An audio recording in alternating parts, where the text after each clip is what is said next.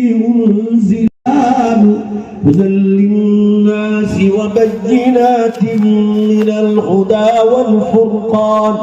وقال النبي صلى الله تعالى عليه وسلم: اللهم لا عيش إلا عيش الآخرة. وقال صلى الله تعالى عليه وسلم: اللهم بارك لنا في رجب وشعبان وبلغنا رمضان. صدق الله مولانا العظيم وصدق رسوله النبي الأمي الكريم، ونحن على ذلك لمن الشاهدين والشاكرين والحمد لله رب العالمین. ایک بار ذرا زور سے درود شریف پڑھ لیں. اللہم صل علی سیدنا و نبینا و شفیعنا و حبیبنا و سندنا مولانا محمد صلی اللہ علیہ وسلم. بزرگان محترم، عزیز نوجوانوں، پردے میں بیٹھ کر سننے والی عزیز بہنوں اور ماں، بہت مختصر وقت میں چند باتیں کام کی عرض کرنی ہے تاکہ مرنے کے بعد جو ہمیشہ کی زندگی شروع ہونے والی ہے، جس کا کوئی کنارہ ہی نہیں، ایسی لمبی زندگی مرنے کے بعد ہمارے سامنے آنے والی ہے، اس زندگی میں رونے کا وقت نہ آئے اس سے پہلے قرآن اور احادیث کو سمجھنا ضروری ہے، ورنہ مرنے کے بعد رونے کے سوا کوئی چیز نہیں آئے. اور مرنے کے بعد جس کے مقدر میں رونا لکھا ہوگا اس سے برا انسان کوئی نہیں، اس سے بدقسمت انسان کوئی نہیں. میں اور آپ قبر میں جائیں اور اللہ کے فرشتوں کو اللہ حکم دے دے کہ یہ میرا نیک بندہ ہے، میری نیک بندی ہے، اس کو چھوڑ دو، بس سمجھو وہاں سے کامیابی شروع ہو جائے. دولت، پیسہ، عزت، شہرت، خوبصورتی، بادشاہت، ذرا زور سے بے شک بولو، ہم سے زیادہ اللہ نے غیر مسلموں کو بھی دی. مگر کامیابی دولت پر نہیں، مال پر نہیں، عزت پر نہیں، شہرت اور فیمس ہونے پر نہیں، بادشاہت پر نہیں. اللہ نے کامیابی رکھی ہے. بے شک بولو ذرا زور سے کہ جب مسلمان جنت میں داخل ہو جائے تب سے کامیابی شروع ہو جائے. اور وہ جنت کو پانے کے لیے یہ ساری محنتیں ہو رہی ہیں. مدرسوں کا قیام، لڑکوں کا مدرسہ ہو یا لڑکیوں کا ہو، دعوت و تبلیغ کا کام، خانقاہوں کا نظام، دینی تعلیم کی کتابوں کا مطالعہ، اس کا شوق و ذوق، یہ جو محنتیں کی جا رہی سب کی بنیاد یہ ہے کہ ہم مرنے کے بعد کامیاب ہو جائیں. مسلمان کی بات چھوڑو، آستک غیر مسلم بھی ہوتا ہے، ناستک جو خدا ہی کا اور اللہ کا انکار کرتا ہے وہ بھی دنیا میں بہت پیسے والا اور بہت عزت والا ہوتا ہے. مگر ذرا دوبارہ زور سے بولو بے شک کامیابی اس پر نہیں. قرآن پاک میں اللہ نے ارشاد فرمایا فَمَنْ زُحْزِحَ عَنِ النَّارِ وَأُدْخِلَ الْجَنَّةَ، جس کو جہنم کی آگ سے بچا لیا جائے اور جنت میں داخل کر دیا جائے فقد فاز. بھائی میں اللہ کا کلام پڑھ رہا ہوں، زور سے بے شک بولو، وہی کامیاب ہو گیا. میری اور آپ کی روح بدن سے نکلی اور جنت میں داخلہ مل گیا، اندر انٹر ہونے کی اجازت دے دی، سمجھ لو آپ کامیاب ہیں. اور یہ اس وقت کامیابی ملے گی جب آپ اللہ کے حقوق بھی پورے کریں گے اور بندوں کے حقوق بھی پورے کریں گے. سب سے پہلے اللہ کا حق یہ ہے کہ آپ اللہ کو پہچانیں. اللہ نظر نہیں آتے مگر ذرا زور سے بے شک بولو سمجھ میں تو ضرور آتا ہے، اور جو سمجھ میں آ جائے اس سے بہتر چیز کوئی حقیقت ہو ہی نہیں سکتی. دیکھنے والی چیزیں تو دھوکہ دے سکتی ہے میری اور آنکھ کی آنکھوں میں تکلیف ہو تو آنکھیں دھوکہ دیکھ سکتی، خون کا دوران آنکھوں میں کم آ رہا ہو تو آنکھیں دھوکہ دے سکتی، شوگر پریشر بڑھ جائے آنکھیں چلی جائے تو آنکھیں دھوکہ دے دے گی۔ دیکھنے والی چیزوں میں اتنی طاقت نہیں، بے شک بولو ذرا زور سے، جتنا سمجھنے والی چیز میں اللہ نے طاقت رکھی۔ اللہ تعالیٰ کی ذات نظر نہیں آتی مگر پھر بھی ایمان رکھے آپ۔ اللہ تعالیٰ نے اپنی سب سے پہلے قرآن پاک میں اپنی پہچان کروائی، اپنی پہچان اور مختلف نشانیاں پیش کی۔ اس میں سے چند نمونے کے طور پر میں نے کلام اللہ شریف میں سے آپ کے سامنے پڑھا، ورنہ سینکڑوں آیات ہے جس میں اللہ نے اپنی پہچان کروائی۔ قرآن پاک میں اللہ نے ارشاد فرمایا لَوْ كَانَ فِيهِمَا آلِهَةٌ إِلَّا اللَّهُ لَفَسَدَتَا، دنیا میں بہت سارے خدا ہوتے تو دونوں میں جھگڑا ہوتا، یا بہت سارے خداؤں میں جھگڑا ہوتا۔ ایک کہتا میں صبح سورج کو 6، 7، 6:30 بجے نکالوں گا، دوسرا کہتا میں دوپہر کو نکالوں گا، تیسرا کہتا میں رات کو نکالوں گا۔ بہت سارے جھگڑے کھڑے ہوتے، کوئی کہتا میں دن میں چاند اور ستارے نکالوں گا، کوئی کہتا کہ میں رات کو نکالوں گا، کوئی کہتا میں دن کو نکالوں گا۔ قرآن میں اللہ تعالیٰ فرما رہے ہیں ایک ہی اللہ ہے، بولو بے شک، اس لیے دنیا میں کوئی بگاڑ اور فساد نہیں۔ اب کا بے شک بہت دھیمے سے، ذرا زور سے بولو نا بے شک۔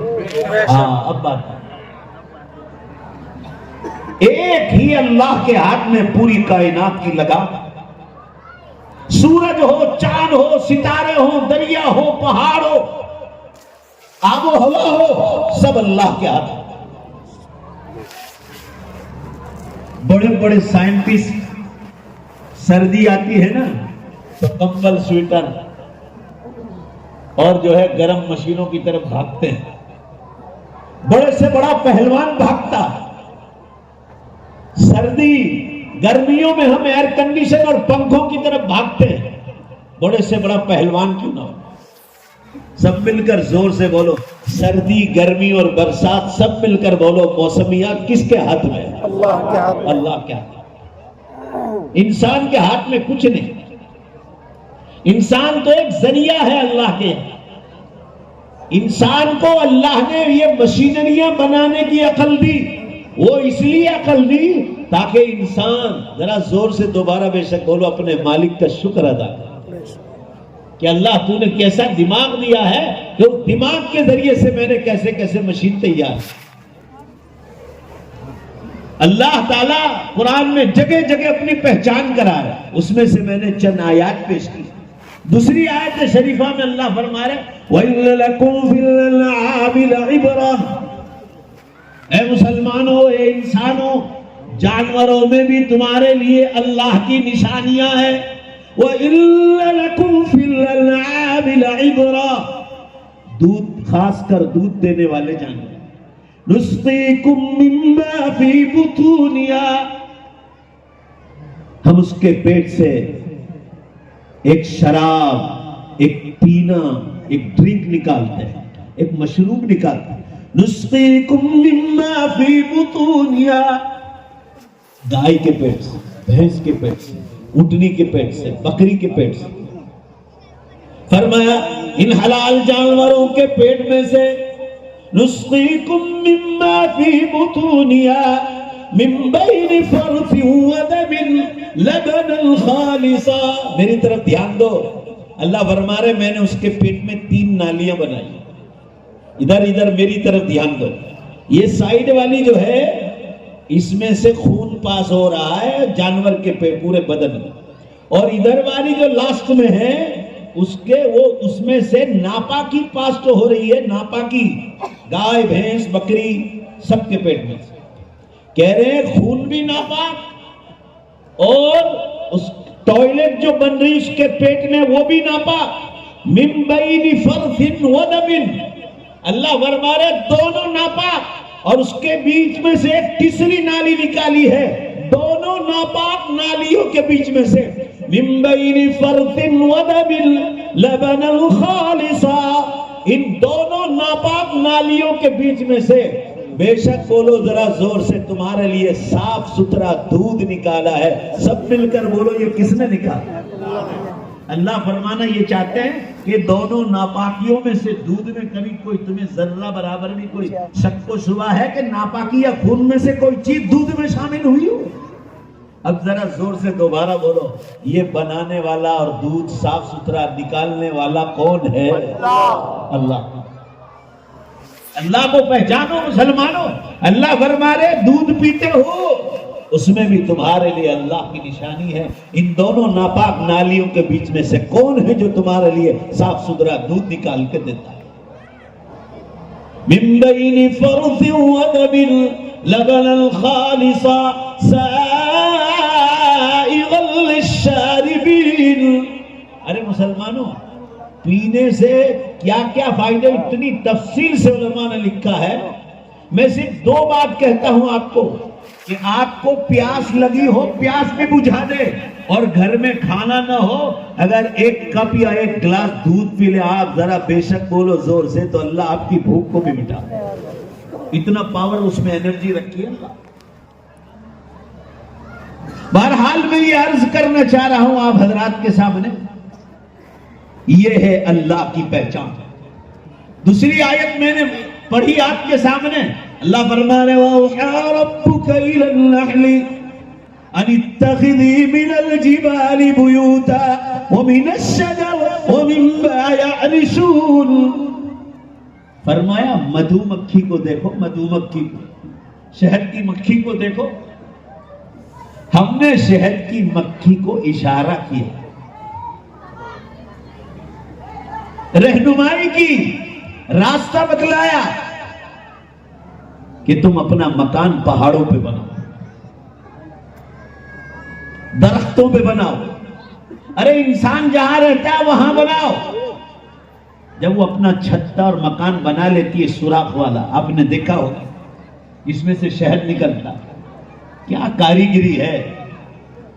انسان کا دماغ وہاں کام نہیں کرتا ہے جہاں اللہ نے اس چھتے کے لیے اس مکھی کو جو ہے انعامات سے نوازا ہے. اور اللہ فرماتے ہیں جب یہ مکھیوں نے چھتا بنا لیا، مکان بنا لیا، اب ہم نے اس کو رہنمائی کی کہ جنگلوں میں جاؤ، کھیتوں میں جاؤ، پھولوں پر بیٹھو، پتوں پر بیٹھو، اندر سے عرق نکالو. اس کی سونڈ میں اللہ نے ایسے انجیکشن دیا ہے کہ اس میں سے اندر سے وہ کڑوا کڑوا جوس چوستی ہے، گلاب کے پھول میں سے اور پھولوں میں سے، پتوں میں سے. اللہ فرما رہے ثم کلی من کل الثمرات، پھلوں میں سے اندر سے چوسو، کھاؤ اندر، اور اپنے پیٹ میں آپ جمع کرو. یہ قرآن پاک میں فَاسْلُكِي سُبُلَ رَبِّكِ ذُلُلًا. اب تم نے پیٹ بھر لیا، کڑوا کڑوا چوس لیا اندر سے. اللہ فرما رہے کہ ہزاروں مائل دور آئی، ہزاروں مائل، سینکڑوں مائل دور گئی. اللہ فرما رہے ہیں اللہ کی قدرت تو دیکھو. اللہ کو جو پہچاننا چاہے شہد کے چھتے میں شہد کی مکھی سے پہچاننا. اللہ فرما رہے کیسا چھوٹا سا جانور ہے، مگر جو مکھی جس سوراخ میں سے نکلی ہے، سبحان اللہ بولو. اللہ تعالیٰ فرما رہے میری عزت کی قسم وہ مکھی اسی سوراخ میں جاتی جہاں سے وہ نکل کر باہر گئی. بھائی بولو نے بے شک ہے کہ نہیں؟ فَاسْلُكِي سُبُلَ رَبِّكِ ذُلُلًا يَخْرُجُ مِن بُطُونِهَا شَرَابٌ. اللہ فرما رہا ہے اس کے پیٹ میں سے بھی ہم نے ایک شراب نہیں، مشروب نکالا. مختلف الالوان، ڈفرنٹ کائنڈس آف کلر. قرآن کہہ رہا ہے اس کا رنگ بھی الگ الگ. 1500 سال پہلے فرمایا کوئی شہد سفید پانی جیسا ہوتا ہے، وہ بالکل کالا ہوتا ہے، کوئی پیلا ہوتا ہے، کوئی لال ہوتا ہے. مختلف الالوان. اب جاؤ جس کے جو مارکیٹ میں بیچ رہا ہے وہاں جا کے دیکھو، مکہ مدینہ میں تو ڈھیر آپ کو ملے گا، بے شمار شہد کے کلر ملیں گے. فرمایا فی شفاء للناس،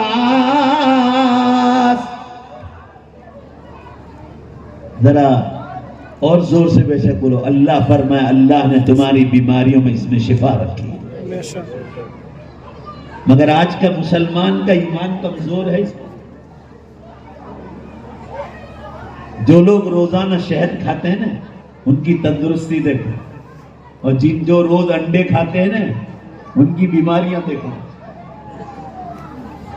انڈے کے بغیر تو لوگوں کا ناشتہ ہی نہیں ہوتا ہے. شہد اتارو اندر شہد. ابھی میرے پاس ٹائم نہیں ہے ورنہ میں سائنس والوں کی زبان سے ان کی کتابوں کے حوالے سے بتلاتا میں آپ کو کہ بخار ہو، سردی ہو، ملیریا ہو، ٹائیفائیڈ ہو، آج سائنٹسٹ لوگ قبول کر رہے ہیں کہ اتنے گھنٹے میں ملیریا شہد کے ذریعے سے ختم ہو سکتا ہے، پیٹ کا درد اتنے گھنٹے میں ختم ہو سکتا ہے. مگر مسلمانوں اس کے لیے ایمان کا مضبوط ہونا ضروری ہے. ایمان اس کا نام ہے. بے شک بولو کہ ساری دنیا جھوٹ بول سکتی، اللہ اور اللہ کے نبی جھوٹ نہیں بول سکتے. امریکہ سے انگریزی میں ہر مہینے کا اخبار نکلتا ہے منتھلی، نیو یارک سے. اس کا نام ہے ریڈر ڈائجسٹ. Reader digest. اس میں سائنس والوں کے حوالے سے لکھا ہے کہ یہ شہد آج بھی کتنی بیماریوں میں انسانوں کو فائدہ کرتی ہے. مگر مسلمانوں اس کے لیے یقین مضبوط ہونا ضروری ہے. ذرا آمین کہو. رسول اللہ صلی اللہ علیہ وسلم نے فرمایا تھا جو مسلمان 3 چمچ روزانہ پی لے اس کو کوئی بیماری ٹچ نہیں کرے گی. اللہ آمین کہو. اللہ اس پر ہمیں یقین نصیب فرمائے. آمین. اللہ کو پہچاننا چاہے آدمی شہد دیکھ کر پہچان لے کیسی کڑوی چیز اس نے چوسی تھی، اور اللہ نے اس کے پیٹ میں ایسی مشین رکھی ہے کہ وہ کڑوی چیز ذرا زور سے بے شک بولو میٹھی چیز بن کر ہمارے سامنے آ جاتی ہے. سب مل کر بولو یہ کس کی طاقت ہے؟ اللہ. یہ چند نمونے میں بتلائے آپ کو. اللہ تعالیٰ نے اپنی پہچان کے بعد اپنے نبی جناب محمد الرسول اللہ صلی اللہ علیہ وسلم کی پہچان بتلائی. ایک ہی نمونہ پیش کر کے میں آگے چلتا ہوں. آدھے گھنٹے میں بات ختم ہو جائے، اس سے پہلے اللہ نے چاہا تو ختم کر دیا. رسول اللہ صلی اللہ علیہ وسلم کے بارے میں فرمایا اللہ کے بعد سب سے بڑا اگر کسی کا حق ہے امت پر تو نبی صلی اللہ علیہ وسلم کا حق ہے. نبی صلی اللہ علیہ وسلم کو پہچانو. قرآن میں فرمایا وَلَوْ كُنْتَ فَظًّا غَلِيظَ الْقَلْبِ لَانفَضُّوا مِنْ حَوْلِكَ. اپنے نبی صلی اللہ علیہ وسلم کو پہچانو. قرآن کیا کہہ رہا ہے؟ اگر محمد صلی اللہ علیہ وسلم، اے محمد صلی اللہ علیہ وسلم، اگر آپ کا دل مبارک، آپ کا قلب مبارک سخت ہوتا تو یہ صحابہ کرام جو ایمان لائے، ارے مسلمانوں زور سے بے شک بولو یہ صحابہ تمہارے قریب بھی کھڑے نہ رہے. قرآن کہہ رہا ہے آپ کا قلب مبارک نرم تو صحابہ کرام ایمان لے آئے. اللہ تعالیٰ نبی کی پہچان کروا رہے ہیں. سب مل کر بولو آپ کا قلب مبارک، بولو زور سے، کیسا تھا؟ نرم تھا. بھائی بولو نا زور سے، کیسا تھا؟ نرم. لوگ چوک در جو ایمان میں داخل ہو گئے آپ کے اخلاق دیکھ کر، آپ کی سیرت دیکھ کر. فرمایا لقد کان لکم فی رسول اللہ اسوۃ حسنہ. اے لوگوں محمد صلی اللہ علیہ وسلم کی پوری سیرت اور زندگی میں تمہارے لیے بہترین نمونہ. نبی صلی اللہ علیہ وسلم کے پیچھے 23 سال کی مختصر سی مدت میں اتنے ہزار، 1,24,000 25,000 آدمی صحابہ کرام ایمان لے آئے. جبکہ لاؤڈ سپیکر نہیں تھا، موٹر بائکیں نہیں تھی، 4 ویلر گاڑیاں نہیں تھی، ٹرینیں نہیں تھی، بسیں نہیں تھی، ٹرکیں نہیں تھی، ایروپلین نہیں تھے، موبائل نہیں تھے، کوئی چیز نہیں تھی. سائنس کی ترقی. آخر کون سی وجہ تھی کہ صرف 23 برس میں only 23 years اتنا بڑا مجمع ایمان میں داخل ہو؟ وہ بھی کٹر دشمن کیسے ایمان میں داخل ہو؟ قرآن کہہ رہا ہے آپ کا قلب مبارک نرم. انشاءاللہ بولو نا بھائی اپنا دل نرم کریں گے انشاءاللہ. یہ سیرت میں ہے، سیرت میں لکھا ہے. دکانوں پر، فیکٹریوں پر، روڈوں پر، ریلوے اسٹیشنوں پر، بس اسٹیشنوں پر اپنا دل نرم کر کے بدلائیے. آپ کے اخلاق دیکھ کر دنیا ایمان لے آئے. امام بخاری رحمت اللہ علیہ نے مختلف واقعات ذکر کیے، اس میں ایک قصہ آپ صلی اللہ علیہ وسلم کی سیرت کا ایک حصہ ہے جو میں آپ کے سامنے بیان کروں۔ علماء تاریخ نے لکھا ہے کہ رسول اللہ صلی اللہ علیہ وسلم جیسے زبان سے دین کی دعوت دیتے تھے، آپ نے قلم سے بھی بڑے بڑے بادشاہوں کے نام خطوط لکھے، لیٹرز لکھے اور ایمان کی دعوت دی۔ ان میں ایک لیٹر آپ نے لکھا ہرقل بادشاہ کو، جو اٹالی کا بادشاہ تھا، اس کا نام ہرقل تھا۔ حضرت دحیہ بن خلیفہ قلبی رضی اللہ عنہ کو خط لے کر بھیجا، پانی کی کشتی سے پہنچے، اللہ جانے کتنے مہینوں بعد پہنچے، کہاں عربستان، کہاں یورپ چھوڑ کر وہ فرانس کی طرف ہے، اٹالی فرانس میں ہے، اور روم کا بادشاہ تھا یہ۔ حضرت دحیہ خلیفہ قلبی رضی اللہ عنہ نے خط مبارک دیا بادشاہ ہرقل۔ ہرقل نے خط پڑھا، خط کا مضمون یہ تھا کہ میں اللہ کا آخری نبی بن کر مکے میں ظاہر ہو گیا ہوں، قرآن مجھ پر اتارا جا رہا ہے، حضرت عیسیٰ علیہ السلام کی شریعت کینسل ہو گئی، میں اللہ کا آخری نبی ہوں، اب جو مجھ پر ایمان لائے گا، مشکوٰۃ شریف کی حدیث میں ہے فَلَهُ اجران، اس کو 2 ثواب ملیں گے، ایک غلط مذہب چھوڑنے کا ثواب اور ایک صحیح مذہب اپنانے کا ثواب، 2 ثواب ملیں۔ آج کوئی غیر مسلم ایمان لے آئے، فَلَهُ اجران، ان کو 2 ثواب ملیں۔ دعوت دی، بادشاہ نے ایک باکس بنوایا، اس میں رسول اللہ صلی اللہ علیہ وسلم کی خط مبارک کو عزت سے رکھا۔ انہی دنوں میں عربستان کا میلہ لگنے والا تھا ملک شام میں، اور اس میلے کا سردار اسی بادشاہ ہرقل کو بنایا تھا، اسی بادشاہ کو بنایا تھا۔ یہ خط مبارک یہ بادشاہ ہرقل لے کر آیا۔ عربستان کے میلے میں سب چیزیں بیچی جاتی، جیسے آپ کے یہاں تجارت کے میلے لگتے ہیں، آج اس گاؤں کل اس گاؤں، آج اس شہر میں کل اس شہر میں، اس زمانے میں بھی میلے لگتے تھے، پورے عربستان کا میلہ لگتا تھا۔ اور یہ خط ملنے کے بعد جو میلہ لگنے والا تھا وہ ملک شام میں سیریا تھا۔ جب میلہ پورا ہو گیا تو ہرقل بادشاہ نے خط مبارک نکال کر کہا، یہ عربستان والوں بیٹھ جاؤ، یہ خط مجھے محمد صلی اللہ علیہ وسلم نے لکھا ہے، اور وہ دعویٰ کر رہے ہیں کہ میں اللہ کا آخری نبی ہوں۔ ہرقل بادشاہ عیسائی تھا، بلکہ ان کا پادری اور عالم تھا، انجیل کتاب کو بخوبی جانتا تھا وہ، اور رسول اللہ صلی اللہ علیہ وسلم کی تعریف انجیل میں لکھے اس کو جانتا تھا کہ آخری نبی مکے میں پیدا ہوئے اور ان کی یہ صفات ہوگی۔ بادشاہ ہرقل نے خط مبارک نکال کر کہا، اے لوگو، محمد صلی اللہ علیہ وسلم نے مجھے خط لکھا ہے اور مجھے ایمان کی دعوت دی ہے، اگر کوئی اس میلے میں مکے سے آیا ہو تو کھڑا ہو جائے۔ ابو سفیان کھڑے ہوئے، اس وقت رسول اللہ صلی اللہ علیہ وسلم کے دشمن تھے، کہ بھائی جو مکے سے آیا کھڑا ہو جائے، مجھے اسے 2 سوال کرنے۔ بادشاہ نے کہا میرے نزدیک، بادشاہ نے کہا ہرقل نے، میرے نزدیک نبی بننے کے لیے، نبی کی سچائی کے لیے 2 شرطیں۔ مدھیہ پردیش کے مسلمانوں ذرا دھیان سے سن لو، میرے نزدیک نبی بننے کے لیے 2 شرطیں۔ پہلی شرط یہ ہے کہ نبی کا دعویٰ کرنے والا زندگی میں کبھی جھوٹ نہ بولا ہو۔ دوسری بات، نبی کا دعویٰ کرنے والا زندگی میں کبھی کسی بندے خدا کو دھوکہ نہ دیا۔ آپ کو اگر رسول اللہ صلی اللہ علیہ وسلم سے سچی محبت ہے تو ذرا ہوش میں آ جاؤ۔ ہرقل بادشاہ نے کہا کہ یہ 2 شرطیں۔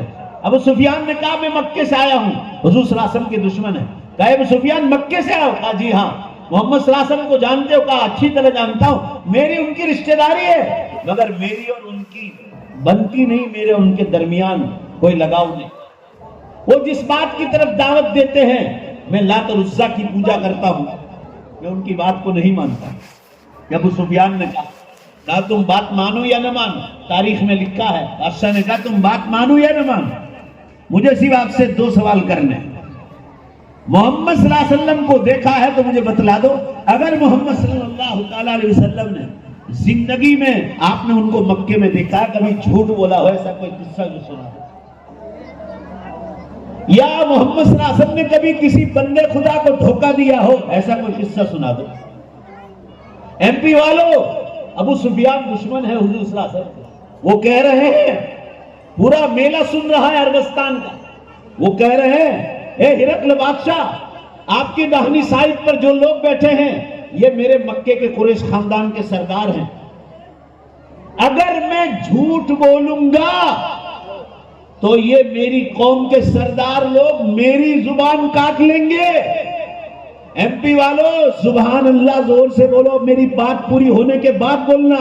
ابو سفیان نے کہا میں جھوٹ بولوں گا تو یہ لوگ میری زبان کاٹ لیں گے, یہ بھی لات اور عزا کی پوجا کرتے ہیں, یہ مجھے کہیں گے ابو سفیان تو جھوٹ بولتا ہے, محمد صلی اللہ علیہ وسلم کبھی جھوٹ نہیں بولتا. یہ ابو سفیان نے خود نے کہا. اب اس کا آگے کا بیان سنو. ابو سفیان نے کہا اے ہرقل بادشاہ, تم جھوٹ کے بارے میں پوچھ رہے ہو. ارے محمد صلی اللہ علیہ وسلم, جھوٹ تو بہت دور کی بات ہے, میں نے ان کو مکے میں بہت قریب سے دیکھا. میں جن بتوں کی پوجا کرتا ہوں اس کی قسم کھا کر کہتا ہوں کبھی مذاق میں بھی ایک بار بھی جھوٹ نہیں بولتا.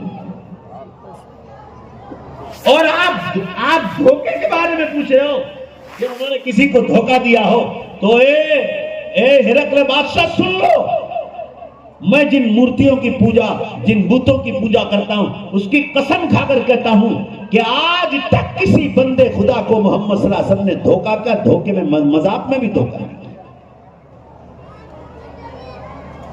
اب میں ایم پی والوں آپ کا امتحان لینا چاہتا ہوں, آپ کو حضور سے کتنی محبت ہے. ذرا ہرقل بادشاہ کی بات تو سنو. مولانا زور سے نعرہ لگانا, نعرے تکبیر جب بات پوری ہو جائے 2 بار لگانا. اگر آپ کو اللہ کے نبی سے محبت ہے, ہرقل بادشاہ نے, یہ تو ابو سفیان کا بیان تھا, ہرقل بادشاہ عیسائی ہے, اس نے کہا اے عربستان والوں, ابو سفیان محمد صلی اللہ علیہ وسلم کے دشمن ہے. وہ کہہ رہے ہیں کہ محمد صلی اللہ علیہ وسلم کبھی مذاق میں بھی جھوٹ نہیں بولے. اے عربستان والوں, تم کس کا انتظار کرتے ہو جو آدمی مذاق میں کبھی کسی بندے خدا کے سامنے جھوٹ نہیں بولا ہے, وہ اللہ کے بارے میں کس طرح جھوٹ بول سکتا ہے؟ سبحان اللہ. نعرہ تکبیر, اللہ اکبر, نعرہ تکبیر, اللہ اکبر. ایک بار اور زور سے بولو. اس ابو سفیان کی بات سن کر ہرقل نے کہا اے عربستان والو, میں آپ کو ایم پی والو آپ سے کہتا ہوں نبی سے محبت ہے تو مرداروں کی طرح جواب مت دو. ایسی محبت ہے نبی سے. دشمن بول رہا, یہ بھی عیسائی ہے, اس نے کہا اے عربستان والو, تم کس کا انتظار کرتے ہو جو آدمی آج تک کسی بندے خدا کو کبھی مذاق میں دھوکہ نہیں دیا ہے. ذرا زور سے لگاؤ. وہ آج تک کبھی کسی بندے خدا کو دھوکہ نہیں دیا ہے, وہ اللہ کے بارے میں بندوں کو کس طرح دھوکہ دے سکتا ہے؟ سبحان اللہ. نعرہ تکبیر, اللہ اکبر, نعرہ تکبیر, اللہ اکبر. بہرحال یہ واقعہ میں نے آپ کو اس لیے سنایا کہ دشمن جن کے بارے میں کہتے تھے کہ کبھی مذاق میں جھوٹ نہیں, کبھی مذاق میں کسی کو دھوکہ, یہ اخلاق تھے آپ کے, جس کی وجہ سے 23 برس کی چھوٹی سی مدت میں اتنا بڑا مجمع, کٹر سے کٹر لوگ جو رسول اللہ صلی اللہ علیہ وسلم کو قتل کرنے کے جو ہے در پہ رہتے تھے, وہ ایمان میں داخل. اور وہ 1,25,000 کی ایسی ٹیم تیار کی کہ آج انہوں نے ساری دنیا میں اسلام کو پھیلایا. مسلمانوں, بازاروں میں, دکانوں پر جھوٹ نہ بولو, لوگوں کو دھوکہ نہ دو. صحیح مسلم کی حدیث میں ہے من غشنا فلیس منا, جس نے میرے کسی امتی کو دھوکہ دیا. محدثین نے لکھا ولو کان کافرا, چاہے غیر مسلم کو دھوکہ دیا, اللہ تعالیٰ اس کو برداشت نہیں کریں گے مسلمان کسی کو دھوکہ. حدیث میں فرمایا ولو مران, ارے مذاق میں بھی جھوٹ نہ ہو. حدیث میں ہے جو آدمی جھوٹ بولتا ہے اللہ کی نگاہ میں سے وہ نیچے اترتا ہے. اس سے بدقسمتی کیا ہوگی کہ انسان جھوٹ بولے. مذاق میں بھی جھوٹ بولنے سے منع کیا. میں یہ عرض کرنا چاہ رہا تھا, اس اللہ نے قرآن پاک میں اور نبی صلی اللہ علیہ وسلم نے حدیثوں میں ہمیں کیا بتلایا ہے یہ ان مدرسوں میں پڑھایا جاتا ہے. مولانا شاہد صاحب کے لڑکیوں کے مدرسوں نے آپ کو پروگرام پیش کیا, یہاں سچے انسان بننے کی تعلیم دی جائے. آج جمعے کی نماز میں نے کہا تھا آپ کو کہ دنیاوی تعلیم سے ہمارے بزرگوں نے کبھی کسی کو روکا نہیں. بڑے بڑے علماء, اتنے بڑے بڑے سائنٹسٹ پیدا ہوئے ہیں کہ آپ تاریخ و اتہاس کو پڑھو تو آپ کو معلوم ہوگا سب سے پہلے سائنٹسٹ مسلمان پیدا ہوئے. وہ بڑے بڑے علماء تھے. آپ کو انگریزی ایک کتاب کا حوالہ دو, ہسٹری آف دا عرب. آپ گوگل پہ سرچ کرو, ہسٹری آف دا عرب, ایک عیسائی نے لکھی. آپ اس تاریخ کو پڑھیں گے تو آپ کو پتا چلے گا کہ کتنے مسلمان تھے جو بڑے بڑے سائنٹسٹ پیدا ہوئے, اور وہی لوگ قرآن حدیث کے سب سے بڑے علماء. تو پھر علماء کرام آپ کو سائنس اور ٹیکنالوجی سے کیوں روکیں گے؟ بھائی زور سے جواب دو, کوئی روکے گا آپ کو؟ ہمارا مسئلہ کہاں ہے آج کے آخری زمانے کے مسلمانوں کا کہ یہ لڑکیوں کی تعلیم کے لیے بھی بہت آگے آگے رہتے ہیں. ہمیں اس سے کوئی رکاوٹ نہیں, ہمیں کوئی اعتراض نہیں. مسئلہ یہاں ہے کہ آپ اللہ کے قانون کو چھوڑ کر دنیاوی تعلیم نہیں دے سکتے. یہ دنیا میری اور آپ کی نہیں ہے. کان کھول کر سن لو, پورا مجمع بولو آپ مسلمان ہو. یہ دنیا کس کی ہے؟ ذرا دھیمے سے بولو, زور سے بولو نا. مجھے ایسا لگ رہا ہے کہ ایم پی والوں کی ہے. زور سے بولو بھائی, یہ دنیا کس کی ہے؟ اللہ کی ہے. تو اللہ کے قانون کے مطابق زندگی گزارنی پڑے. آپ اپنے لڑکوں کو ان لڑکیوں کے ساتھ نہیں پڑھا سکتے جہاں مسلم یا غیر مسلم جوان بچے ہیں کہ کلاس میں بیٹھ کر پڑھ. فتاوا کی کتاب اگر آپ کے پاس ہو تو دیکھو, فتاوا دارالعلوم ہو کہ فتاوا مظاہرالعلوم ہو کہ دنیا بھر کے عرب علماء کے فتاوا ہیں, دیکھ لو آپ. اگر کتابوں میں مسئلہ لکھا ہے, اگر کوئی دارالعلوم یا ایسا ہو لڑکیوں کا یا لڑکوں کا جس میں ایک ہی کلاس میں ایک ہی درسگاہ میں بیٹھ کر اگر جوان لڑکے اور لڑکیوں کو دین پڑھایا جاتا ہو, اس کو بھی گناہ کبیرہ نہیں. بھائی ذرا زور سے بولو تو آگے چلو. میری بات سمجھ میں آ رہی ہے؟ بالغ ہونے کے بعد ایک کلاس میں بٹھا کر آپ دین کی تعلیم بھی نہیں دے سکتے. آپ بہت بڑے گنہگار ہو. جب دین کی تعلیم ایک کلاس میں بیٹھ کر نہیں دے سکتے تو دنیا کی تعلیم ایک کلاس میں بٹھا کر آپ کالج یونیورسٹیوں میں کس طرح اولادوں کو بھیجیں گے؟ آپ ڈھونڈو, سرچ کرو. اب تو ڈھونڈنا کتنا, سرچ کرو لڑکیوں کی کالجز کہاں ہیں, کامرس کی, آرٹس کی, سائنس کی, اور آپ اسی جگہ بھیجو. یہ ہزاروں لڑکیاں جس نے ایمان چھوڑا ہے, اس کے ذمہ دار ماں باپ. آپ ہمارے جیسے مسافر کو پوچھو, آپ جو کشمیر سے کنیا کماری تک کا سفر کرتا, اور بھی علماء کرام ہیں وہ بھی مسافر, ان سے بھی پوچھو آپ. ہزاروں کی تعداد میں, لوگ لاکھوں کہہ رہے, وہ جھوٹی بات. ہزاروں کی تعداد میں ہماری بیٹیوں نے ایمان چھوڑا. وہ یہ کیا ہے؟ آپ نے جو ان مدرسوں میں دینی تعلیم دی جا رہی ہے, اللہ ایک ہے, نبی صلی اللہ علیہ وسلم آخری نبی ہے, مرنے کے بعد دوبارہ زندہ ہونا ہے, اللہ کی کتابوں پر ایمان, اللہ کے فرشتوں پر ایمان, قیامت کے دن پر ایمان, دوبارہ زندہ ہونے پر ایمان. آپ نے اگر یہ پڑھایا ہوتا تو یہ بچیاں اگر کسی سے پیار بھی ہو گیا ہوتا تو ان بچیاں یہ نیک کام کر لیتی کہ اس غیر کو ایمان دے دیتی, کلمہ پڑھا کر ایمان میں داخل کرتی, اور ایک بڑی نیکی اس کے ہاتھ. مگر آج مصیبت یہ ہے کہ بچیوں کو بچپن سے انگلش میڈیم, ہندی میڈیم کے نام پر اور لڑکوں کو اٹھا لیا جاتا ہے, اور دین نہیں پڑھا تو یہ بچے آزاد ہو جاتے ہیں, اور پھر کورٹ میں یہ اولادیں کورٹ میں ماں باپ کو لے جاتے, اور بچے کورٹ میں کہتے ہیں کہ ہم ان ماں باپ کو نہیں چاہتے. یہ آپ نے صرف دنیا کی تعلیم دی, اس کا یہ انجام ہے. آج بھی دوبارہ کہتا ہوں, میری بات کو غلط تعبیر مت کرنا, نہیں تو اللہ کے یہاں گنہگار ہوں گے. میں نے خود بی اے سے انگلش پڑھا. یہ مولانا تصور صاحب گواہ ہے. دارالعلوم فلاح دارین ترکیسر گجرات میں حضرت مولانا عبداللہ صاحب تاپدروی رحمۃ اللہ علیہ کے زمانے میں بی اے تک انگریزی کا پورا کورس تھا. وہ کورس ہم نے پورا کیا, اور ہم ایس ایس سی انگلش پڑھ کر وہاں گئے.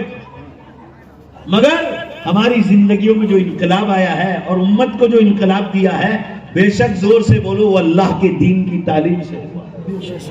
ورنہ یاد رکھو یہ تعلیم تو غیر لوگ بھی رہے, مگر آپ کو اللہ نے دونوں تعلیم کا گولڈن چانس دیا ہے کہ دنیا کی تعلیم بھی پیٹ بھر کر لو. اگر اللہ نے آپ کو پیسہ دیا ہے, طاقت دی ہے, شہرت دی ہے, آج بھی ہم آپ کو دوبارہ کہتے ہیں, لڑکیوں کی تعلیم سے بھی ہمارے اکابرین نہیں روکتے, مگر صرف یہ ہے کہ ماں باپ چھوڑنے جائے, باپ لینا ہے. اور اگر ہاسٹل ہے تو لڑکیوں کی ہاسٹل ہونی چاہیے, اور یہ سرچ کرو کہ پڑھانے والی بھی عورتیں ہوں اور پڑھنے والی بھی صرف لڑکیاں ہوں, پھر ہم آپ کو پوری اجازت دیں گے. کوئی اعتراض. اور اس کے ساتھ دینی تعلیم کا نظم کرو کہ ہماری بچیاں دین سے محروم نہ رہیں. اسکول میں جھوٹ سے بچنے کی تعلیم نہیں پڑھائی جاتی, کیونکہ میں اس لیے کہہ رہا ہوں, میں نے اسکول میں پڑھا ہے. غیبت چھوڑنے کا کوئی سبق نہیں پڑھایا جاتا, پڑوسی کا حق کوئی نہیں پڑھایا جاتا, ان کا میدان ہی نہیں.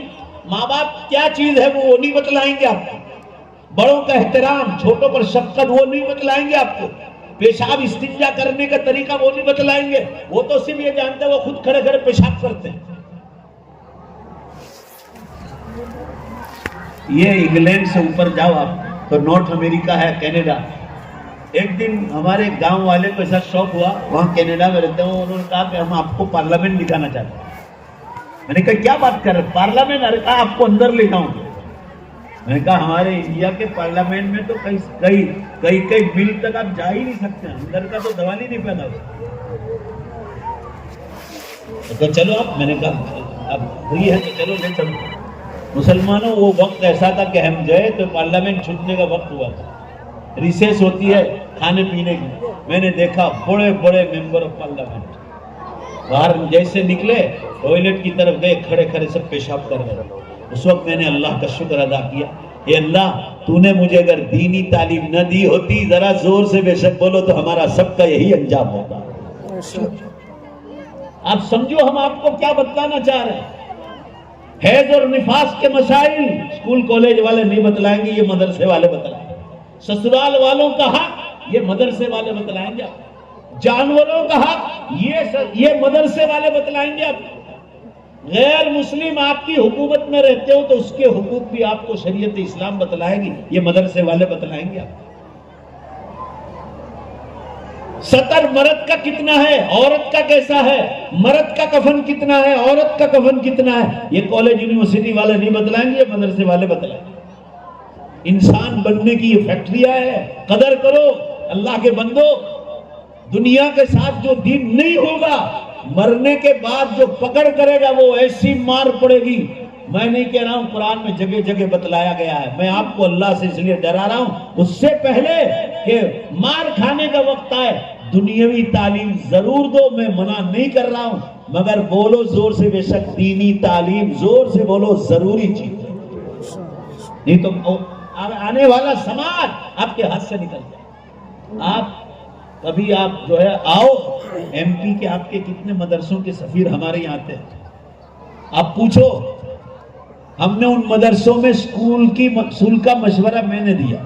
3000 پورے انڈیا میں, اللہ کو گواہ رکھ کر کہتا ہوں, 3000 کے قریب ہمارے خود کے مکتب چل رہے ہیں.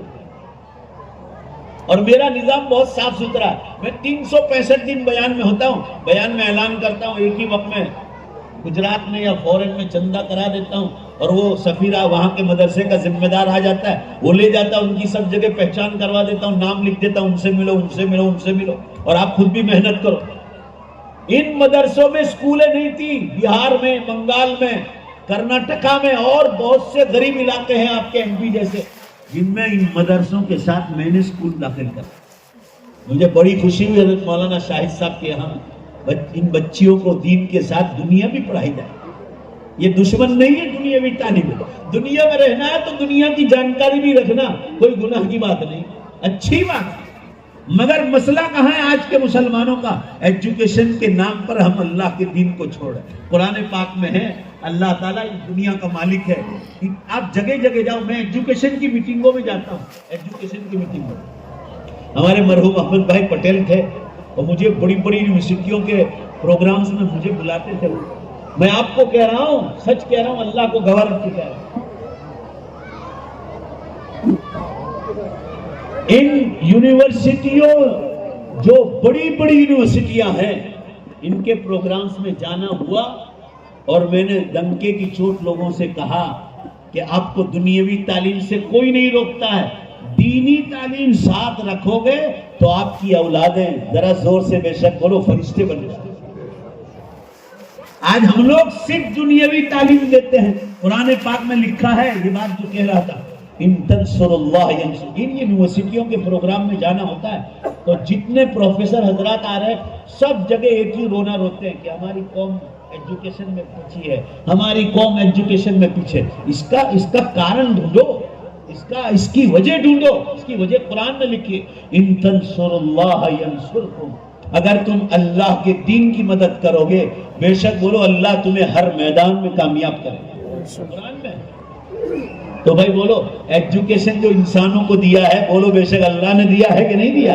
تو ہم کو مار اسی لیے ایجوکیشن میں پڑ رہی کہ ہم دین چھوڑ کر ایجوکیشن حاصل کرنا چاہتے ہیں۔ نمازیں نہیں چھوڑی جا سکتی، روزے نہیں چھوڑے جا سکتے، زکوٰۃ اور حج نہیں چھوڑی جا سکتی، ہاں قربانی نہیں چھوڑی جا سکے گی، گھر کا پردہ نہیں چھوڑا جا سکے گا، حلال روزی چھوڑی نہیں جائے گی، حرام اور شک والی روزی سے بچنا پڑے گا۔ جو اللہ کے حقوق کے بندوں کی وہ پورے کر لیجئے، پھر آپ میدان ایجوکیشن میں قدم رکھیے، اللہ آپ کی ایسی مدد کرے گا، آپ نمبر 1 میں چلے جائیں گے، دنیا کی قومیں پیچھے رہ جائیں۔ مگر مار یہاں اس لیے پڑ رہی ہے، ہم کو نماز بھی پڑھنا ہے، جمعہ نماز پڑھنا ہے، کہیں 2-4 رمضان کے روزے رکھ لیے اور ہم سمجھتے ہیں کہ ہم مسلمان ہو گئے، یا رمضان میں 30 روزے رکھ لیے، جس کو میں اکثر کہا کرتا ہوں رمضانی مسلمان۔ رمضانی مسلمان۔ ایک بار میں انگلینڈ جا رہا تھا تو راستے میں ایک دن کے لیے مجھے عمان ٹھہرنا تھا، عمان مسقط، بہت کام کی چیز سنا رہا ہوں، ایک مفتی صاحب نے لکھی، پلین میں عربی اخبار آیا، عربی اخبار عمان مسقط کا، اس کا پہلا پیج کھولا تو ایک مفتی صاحب کی تصویر تھی اور اس میں ایک مضمون تھا، رمضان چل رہا تھا، 2 یا 3 روزہ تھا، اوپر لکھا تھا رمضان المبارک، بڑا عنوان لیا تھا، اور نیچے مفتی صاحب کا نام لکھا تھا، وہ عمان مسقط کے رہنے والے، نیچے لکھا تھا نحن فی العالم المسلمون رمضانیون۔ کیا لکھا ہے؟ نحن فی العالم المسلمون رمضانیون، آگے لکھا کونوا ربانیین لا تکونوا رمضانیین، لکھا تھا کہ اس وقت جو دنیا میں زیادہ تر مسلمان ہیں یہ سب رمضانی مسلمان۔ بھائی ذرا زور سے بولو کون سے مسلمان ہیں؟ رمضانی۔ اور آگے لکھا رمضانی مسلمان نہ بنو، ربانی، رب والے مسلمان۔ رب والے مسلمان وہ ہوتے ہیں جو عید کے دن کے بعد مسجدیں چھوڑتے ہیں۔ مسجدیں رمضان کے بعد کیوں چھوٹ جاتی ہے آپ کو معلوم ہے؟ رمضان میں بھی ہماری رکعتیں چھوٹتی، پہلی سب اور تکبیر اولا، جو مہینوں کا سردار اس میں ہی ہمارا ٹھکانہ نہیں۔ کتنے لوگ سحری کھانے اٹھتے ہی نہیں، ایسے رات کو پیٹ بھر کے کھانا کھا کے سو گئے، فجر کی نماز بھی بستر والی۔ پھر رمضان میں بیٹری چارج نہیں ہوگی تو رمضان بعد گاڑی آگے کیسے لگے گی؟ دھکے مارنے پڑیں گے۔ یہ میں ہم لوگ جو علماء کو آپ بلایا ہے، یہی دھکے مارنے والے کام کر رہے ہیں، ہم لوگ دھکے مارنے والے۔ بار بار علماء کے پروگرام اسی لیے ہو رہے۔ دعوت و تبلیغ کا کام کیا ہے؟ امت کو دھکا دیا جا رہا ہے، کیونکہ رمضان میں بیٹری چارج ہی نہیں ہوئی برابر۔ رمضان میں بیٹری چارج ہوگی، ایک نماز آپ کی نہ چھوٹے، تلاوت نہ چھوٹے، ذکر اللہ نہ چھوٹے، آپ کا افطار سے پہلے دعائیں نہ چھوٹے، آپ کی تہجد نہ چھوٹے، آپ کے اوابین نہ چھوٹے، آپ لوگوں کو افطار کرائیں، آپ لوگوں کو سحری کرائیں، آپ رمضان میں جھوٹ اور غیبت سے بچنے والے بن جائیں، تو رمضان کے بعد بھی اللہ آپ کو ان گناہوں سے بچائے۔ روزی حلال روزی سے افطار اور سحری کریں گے، رمضان کے بعد بھی اللہ آپ کو حلال کی توفیق دے گا۔ اعتکاف کرو گے، شب قدر کی تلاش کرو گے۔ آج دیکھو، آج سے 50 سال پہلے پرانے زمانے میں جب جہالت اور زیادہ تھی، اتنے لوگ رمضان کا اکرام کرتے تھے۔ آج کے نوجوانوں میں شب قدر کی تلاش کا کوئی جو ہے شوق و ذوق ہی۔ 27ویں رات کو ٹوپی پہن کے آئیں گے اور موٹر بائک پر گھومیں گے پورے شہر میں، اور ہوٹلوں پر ایسا سمجھتے ہیں کہ ہم نے بڑی رات تلاش کرنا۔ بڑی رات 27 میں نہیں ہے، وہ بڑی رات کو تلاش کرنا ہے تو 5 راتوں میں جاگنا پڑے گا، آسمانوں سے اعلان ہے۔ 21، 23، 25، 27 اور 29 تب جا کر آپ کو بڑی رات ملے گی، جس کو اللہ نے قرآن میں فرمایا لیلۃ القدر خیر من الف شہر، شب قدر 1000 مہینوں سے بہتر، 83 برس اور 4 مہینے کا ثواب قرآن پاک میں لکھا ہے۔ یہ علماء سے پوچھو، اتنا بڑا ثواب کسی نیکی پر نہیں لکھا ہے جتنا شب قدر پر لکھا ہے۔ ذرا زور سے پوری طاقت کے ساتھ آواز آنی چاہیے، انشاءاللہ بولو کہ رمضان کو، شب قدر کو زوردار تلاش کریں گے انشاءاللہ، اللہ توفیق عطا فرمائے۔ رمضان کے روزے نہیں رکھے، حدیث میں ہے میرے پاس کسی گنہگار کو معاف کرنے کے لیے اگر کوئی مہینہ ہے تو رمضان ہے، میرے پاس دوسرا کوئی، اس کی جس کی مغفرت رمضان میں نہیں ہوئی اس کو کسی مہینے میں وہ معاف نہیں کریں گے۔ آپ علماء سے پوچھ لو یہ صحیح حدیث آئی ہے کہ نہیں آئی؟ اب قیامت بہت قریب آ گئی، اللہ کے واسطے جاگو، چھوٹی نشانیاں پوری ہو گئی، بڑی نشانیوں میں ہم داخل ہو گئے۔ ابھی آج جمعے میں نے کہا تھا کہ آپ گوگل پہ سرچ کرو، علماء کو بتاؤ، آپ خود بھی دیکھو، 10 سال میں، پچھلے 10 سال میں 200 کتابیں قیامت کی نشانیوں پر چھپی ہے، 200 کتابیں، انگلش میں، عربی میں، ہندی میں، گجراتی میں، بے شمار کتابیں عرب علماء کی، ہندوستان دجال کب نکلے گا اس پر مستقل کتابیں آئی، سورج پچھم سے نکلنے کی تیاری، اس پر علماء کی کتابیں آئی۔ آج جمعے میں نے بتلایا تھا عرب عالم کی کتاب ہے جس کا ترجمہ پاکستان سے ہوا، جب دنیا ریزہ ریزہ ہو جائے، کتابیں اردو میں آ رہی، قیامت قریب آ گئی، اردو میں کتابیں آ رہی، آپ سرچ کرو، آج تک یہ کتابیں قیامت کی نشانیوں پر کیوں نہ آئی؟ رسول اللہ صلی اللہ علیہ وسلم نے فرمایا جب دنیا میں جھوٹ، شراب، جوا، ناچ گان، دھوکہ بازی، لاچ، رشوت، ظلم، زنا کاری عام ہو جائے، آج دیکھ لو کیا نہیں ہو رہا ہے، فرمایا فبعدها سنوات الزلازل، اس کے بعد زلزلوں کے برس قیامت تک شروع ہو جائے۔ ابھی میں نے دیکھا، ابھی میں نے جمعے میں آپ کو بتایا تھا، اس میں ایک ایپ آتی ہے، اس کا نام ہے ارتھکویک الرٹ، بھوکمپ آپ کو جگا رہے ہیں، الرٹ کر رہے ہیں۔ ابھی میں نے دیکھا 134 زلزلے میں جب آیا نا 8 بجے کے قریب کی بات کر رہا ہوں، اس وقت پوری کائنات میں ہو چکے۔ آپ کے ایم پی میں کتنے زلزلے ہوئے؟ اندور میں بھی جھٹکے آئے تھے؟ بھائی جلدی سے بتاؤ نا، ایم پی میں جھٹکے آ رہے کہ نہیں آ رہے؟ بھائی ذرا زور سے بولو، گھبراؤ نہیں، ابھی نہیں آئے گا، بھائی بولو نا زور سے، آ رہے نہیں آ رہے؟ آ رہے، پوری دنیا میں آ رہے۔ ابھی دلی 6 مہینے میں، ابھی میں دلی جا کے 3-4 دن ہوئے مجھے دلی آنے کو، نئی دلی میں پروگرام تھا، ابھی آیا میں 3-4 دن ہوئے، انہوں نے کہا مولانا ایسے جھٹکے آ رہے ہیں کہ پوری دلی خالی ہو جائے، پوری دلی خالی ہو جائے، پوری دھرتی ایسے کانپ رہی، اور یہ مسلمان اتنا جہالت میں مشغول ہے کہ غفلت کی نیند سو رہا، قیامت سروں پہ آ گئی۔ ابھی سعودی عرب ریاض سے میرے پاس اتنی موٹی کتاب آئی 600 صفحات پر، اس کا نام ہی علامات الساعہ، قیامت، شیخ یوسف الوابل کی، ریاض یونیورسٹی کے بہت بڑے محدث، شیخ ماہر المعقلی حرم کے امام ہیں، ان کا خطبہ کورونا سے پہلے کا نیٹ پہ موجود ہے، وہ کہہ رہے واللہ الامہ قد اختتمت اشراط الساعہ الکبریٰ تقریبا والامہ غافلۃ ونائمۃ، اللہ کی قسم قیامت کی نشانیاں زیادہ تر ختم ہونے آئی اور امت غفلت میں سو رہی۔ حدیث میں اذا امتلأت الارض بالمعاصی، جب زمین گناہوں سے بھر جائے تو اللہ تعالیٰ ٹائم میں سے برکت اٹھا لے گا، سب حدیث کی کتابوں میں، کتاب الفتن میں آئی ہے، علامات الساعہ میں آئی ہے کہ اللہ تعالیٰ وقت میں سے برکت اٹھا لے گا، 1 برس مہینے کے برابر، مہینہ ہفتے کے برابر، ہفتہ دن میں، دن گھنٹے میں، گھنٹہ منٹ ماچس کی چنگاری کی طرح نکل جائے۔ بھائی ذرا زور سے گواہی دے دو، جی یا نہیں میں بولو، جواب دو، ٹائم میں برکت ہے نہیں؟ اٹھا لیا اللہ۔ ابھی تو رمضان گیا، ابھی رمضان واپس آ گیا، اور رمضان بھی دیکھو آپ ہے نا 1 ہفتے میں نکل جائے، دیکھ لیں، اور زیادہ ہم وقت میں بے برکتی کی طرف جا رہے ہیں، بے موسم بارشیں قیامت کی نشانیوں میں۔ عرب کے بادشاہ شرک میں مدد کریں گے، شرک میں، آپ کو سب معلوم ہے دبئی میں کیا ہو رہا ہے، عربستان میں کیا ہو رہا ہے، یہ لوگ شرک میں مدد، حضور صلی اللہ علیہ وسلم نے فرمایا جہاں سے شرک کو مٹایا گیا تھا حدیث میں جزیرۃ العرب، وہاں حدیث میں قیامت کی نشان، جب دوبارہ شرک داخل ہو جائے تو سمجھ جانا قیامت قریب۔ سورت میں ہر پیر کے دن سوموار کو میں لائیو بیان کرتا ہوں، آپ لنک لے لینا مولانا شاہد صاحب سے، 40 سے زیادہ ملکوں میں لوگ لائیو سنتے، 40 سے زیادہ۔ ابھی میں مولانا کو بتلا رہا تھا، اس دن حدیث آئی تھی، اس وقت حوالہ یاد نہیں، آپ صلی اللہ علیہ وسلم نے فرمایا قیامت سے پہلے ایک بیماری ظاہر ہوگی، احراق الدم، جس کو کہتے ہیں خون بھڑکے گا، اس کو آج کل انگلش میں بلڈ پریشر کہا جائے۔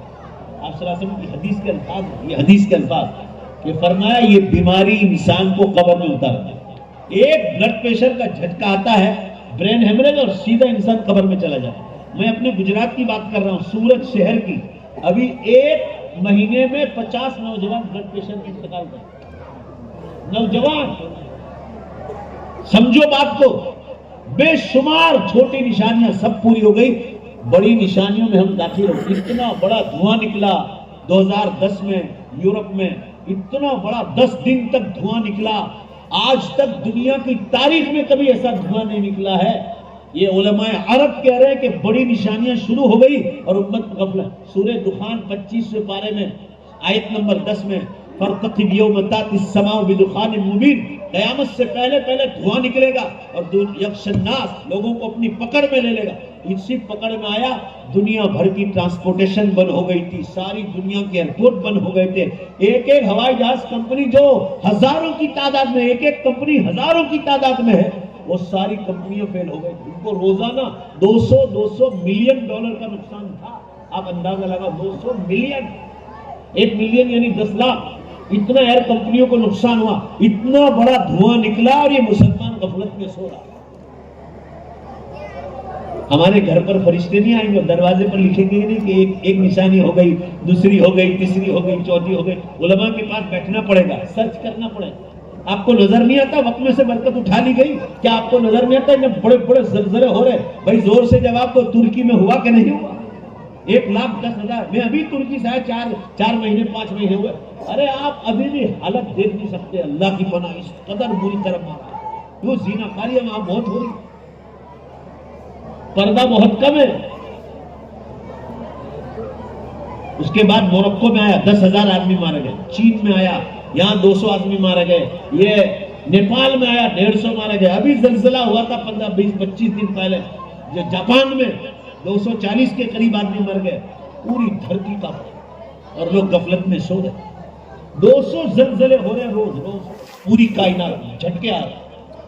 آپ کو جو بتلایا گیا ہے آسمانوں سے, ذرا زور سے بے شک بولو, اب میں دعا کرا رہا ہوں, جلدی سے زور سے پورا مجمع بولو, قیامت کی نشانیاں ظاہر ہو گئی کہ نہیں ہو؟ یہ دنیا میری اور آپ کی نہیں ہے. میں آپ کو تاریخ نہیں بتلا رہا ہوں کہ فلاں سال آ رہی ہے, یہ اللہ کا کام.